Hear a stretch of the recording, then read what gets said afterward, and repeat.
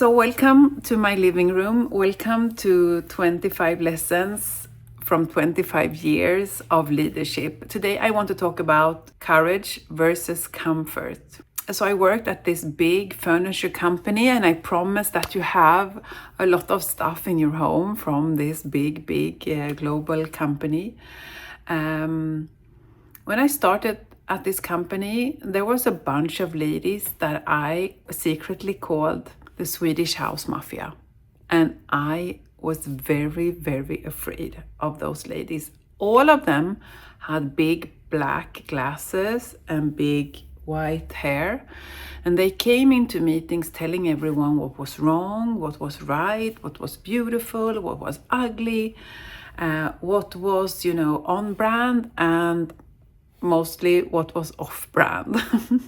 This was their specialty, to go in and to tell everyone what was off brand. And it was very scary because they didn't have a lot of curiosity in their way of leading. Anyway, fast forward 15 years, I'm in a big meeting. We're talking about change, and I had felt for a while that I wasn't really invited to sit around the table anymore.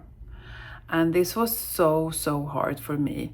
I was used to being in the forefront for change. I was used to being the one leading change. And all of a sudden I had this sense that maybe something was happening underneath that I was not invited to take part of. And I have a very good intuition, it shows. So I should have just listened to that voice, but at that point I didn't. I just became really grumpy, really frustrated. I was not in the circle of control, so I just hanged around in the circle of concern instead, and I was just moaning and bitching about things that I really didn't have any control over. And I was in a meeting, and this was right in the times when we started to use Zoom and Teams for meetings because COVID just broke. And so it was at this point when not only did you see everyone else in the meeting, you could also, see yourself. And I saw myself. Oh my God, I saw myself leaning in close to the camera, talking about what was right, what was wrong, what was on brand, what was off brand, what we did before already, so we shouldn't test it again. I was the opposite of a change maker. And I just hanged up this meeting and I told my husband, oh my God, I think I have to leave. And believe me when I say that was not an easy thing to say for me, because I really loved my work and the company that I was working for. But I had this sense that I was changed. I was not the leader that I wanted to be. But anyway, I went to Christmas holiday, and I went into a big New Year's resolution vision board workshop, and I came out, because the thing was that you were supposed to find your words for 2023, and I came out with 2 words: adventure and freedom. Adventure and freedom. And this was exactly 11 days before I got notice that my role was to cease to exist and my team was to be closed down. So, be careful what you wish for, because I got adventure and freedom in overload, okay? And what happened to me was like falling into a big black hole. I just felt so left alone and left outside. And not only was I losing my job, I was also losing, my identity, being part of this big brand. It was also a status issue. And I was always a person who said, no, status.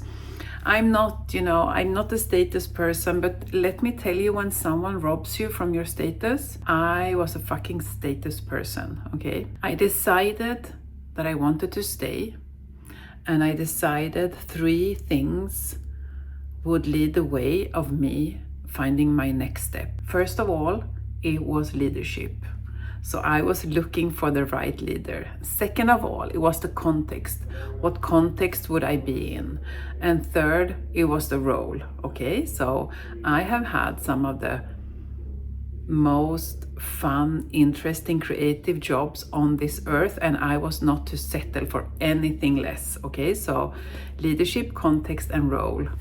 That was my guiding stars when I decided I want to stay. A month passed and I just couldn't nail all 3 of them. So I got a few questions, do you want to stay? Do you want to apply for this job?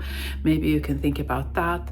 But my 3 criterias were just not fulfilled. So I just had to decide to be brave before being comfortable. I had to decide to leave and to take a leap into the unknown. I mean, that was really the unknown, because I was 50 plus and I was someone inside of this company, but outside I was nobody. I was nobody.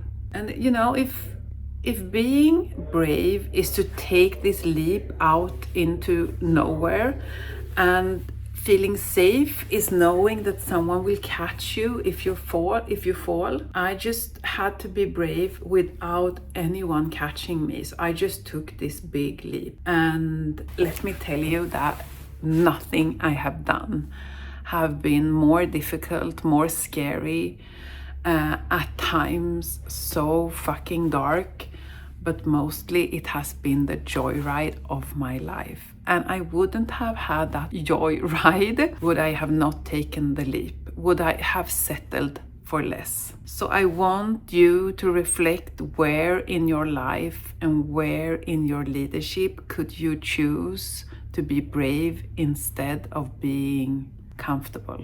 Where in your daily life, where in your leadership, where in your role as a manager or as a CEO, where can you step up and choose something where you don't know how it will turn out?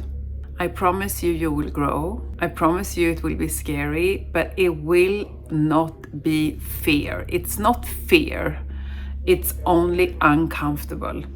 And we have to separate that. And anyway, being free and being a leader is not being it's not being fearless. It's sometimes doing things anyway. All right, that was my speech for today. My lesson from 20 years of global leadership. I want you to reflect, where in your life and in your leadership do you choose comfort instead of courage? And, keep showing up, keep following me. If you like this, please share, please come back. Yeah, it would mean a lot to me. See you next week.